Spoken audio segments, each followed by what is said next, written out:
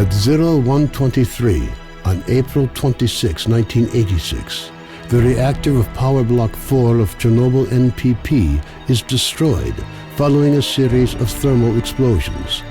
The resulting radioactive cloud moves across the European part of the USSR, Eastern Europe, and Scandinavia, eventually reaching America.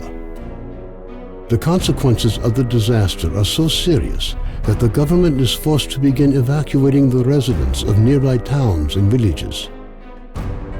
A 30-kilometer exclusion zone is created to stop residents from returning to the contaminated area. Despite the disaster, the Chernobyl NPP continues to operate. The existence of a power station, as well as the fact that the area is no longer inhabited, leads the Council of Ministers of the USSR to set up a network of secret laboratories in the exclusion zone. June 11, 2006. The exclusion zone lights up with a flash of blinding light as clouds can be seen evaporating in the sky. After a moment of complete silence, a peal of thunder shakes the ground. Most of the government forces guarding the perimeter are killed instantly. 2008. Scientists are still unable to explain what happened.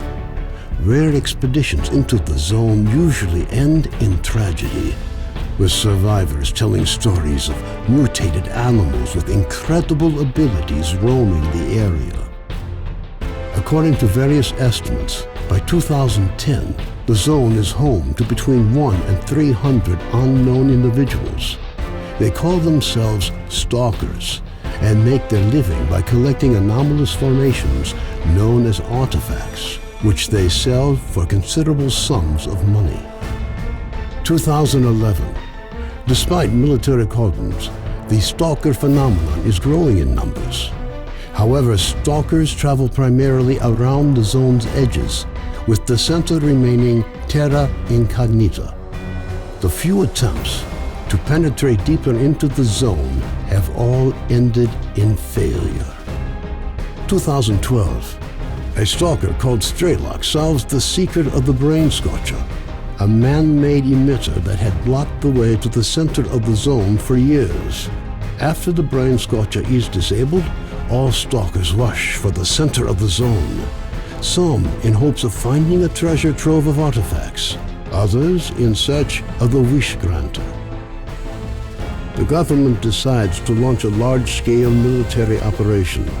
Operation Fairway, as it came to be known, involves using maps of anomaly fields to maneuver helicopters to the CNPP.